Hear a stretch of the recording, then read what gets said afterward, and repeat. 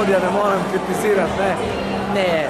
Zdaj vidim po licih mojih kolegov, glasbenikov, avtorjev, organizatorjev, da smo uspeli. Moja želja je samo, da vrnemo festival tam, ki je bil. Pozabimo Aureja, pozabimo dve leti, ki ga ni bilo, ampak mi smo tukaj pokazali festival, ki je pred mnogimi leti bil. Samo smo se v bistvu vrnili na mesto, ki nam pripada.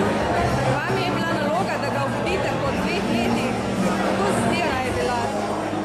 Huda zadeva, zelo huda zadeva. Sploh prepričati kolege, da verjamejo v ta festival. Glasba pač gre v neki smeri, ampak specifika je.